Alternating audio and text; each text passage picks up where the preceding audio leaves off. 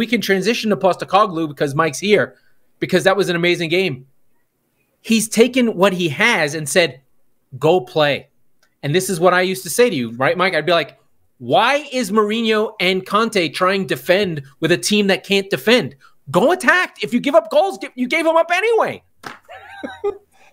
Yes. Okay. And I will give Ange all the credit in the world, and he deserves it. But I think that there's two major pieces that he has already been the beneficiary of that nobody has been, and this includes Pochettino, that he got Mickey Van de Ven, a left-footed center back who is really silky on the ball, and he's like 14, and he's still unbelievable. Yeah. And like I was talking to you guys off air, like James Madison.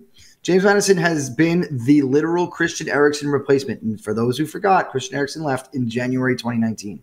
So it's been a while. And you know, you had Kane basically, we used to talk about it all the time, having to play two positions simultaneously and doing it quite well, but neither here nor there. He should have never had to. You should have gotten Jack Grealish realistically in 2019, but neither here. It's fine. But now you've got these pieces where Reguilon is a perfect example. He's an attacking left back. Why isn't he a fit perfectly for an Ange Postecoglou system?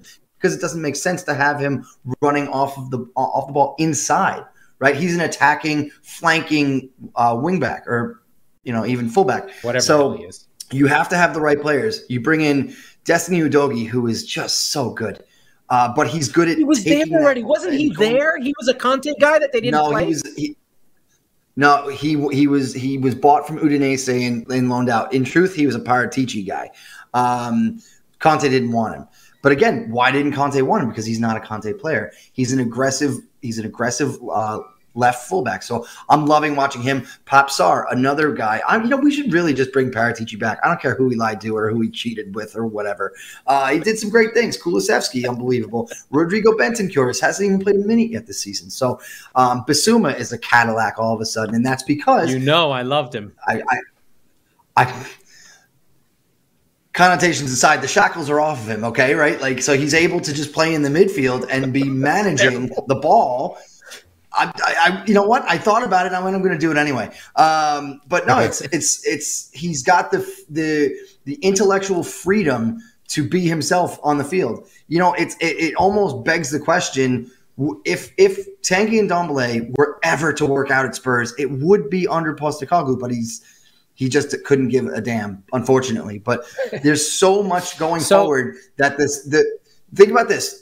6 months ago, right? You had Harry Kane, the best striker in Europe, just firing on all cylinders.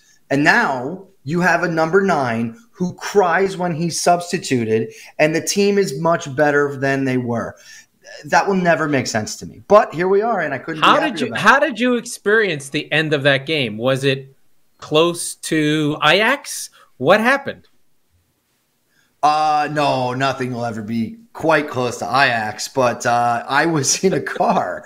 My friend was driving, so I was thankfully able to enjoy my phone on my lap. If I were driving, I would have been in a ditch somewhere on the way to Gainesville, Florida. But yeah, it was quite an experience watching that, because it was your prototypical Spurs game to that point where they have all of the ball against a lesser competition. They strike you against the run of play, and you're just like, no, we're just not going to get one today. And even Brendan Johnson looked great off the bench. He had a goal called back for offside, and even at that point, I was like, it's coming back. No, it's just not today. And yeah, I mean, to strike one back, but two, you could tell that Sheffield United, when the first goal went in, they're like, please just blow the whistle. We will not make it out alive if you don't blow the whistle in the next 10 seconds. Yeah. And although I will say, I will say that the hammer goal was really good. Like, I have to give respect to the Sheffield United goal off the long throw, which is how they score goals. Sure. But the hammer goal on the volley off the inside of the post is something aesthetically pleasing about a nice goal. And Sheffield United have been playing hard, to give them respect. But Spurs have been putting up 20 to 25 shots a game, 10 on target. They deserve to win this game. Granted, the extra time rule has been fantastic for you. Well, so it's been great for everybody, right? More sports. Yeah. Every American. I must have said this to you when the season started. But But every American sport is like, how do we inject more media and commercials into our game and make the game as short and least enjoyable as possible? And England, which is inherently just the opposite of American sports in so many different ways, just goes, here's 20 minutes. Let's just give more free sports. Yeah, you're right.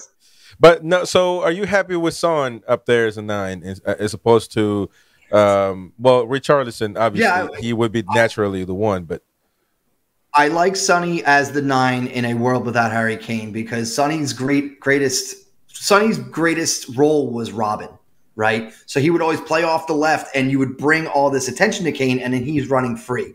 Right. What you have now is a wealth of options and a wealth of threats. So Sonny at the tip of the spear makes me the most confident that he'll get the ball in dangerous positions. If he's out wide, he has to create all of it himself, and he's a great finisher, but I don't know about his dribbling ability anymore. So he's got to be put in positions to score, I think. I think, and to your point, I think people underestimate Son's ability to score. I think he's such a great, well, I mean, I'm going to say, I think he's a great striker. I know that striker, it relates to unbelievable. Somebody. Unbelievable finisher. Yeah, but I think he can finish really well.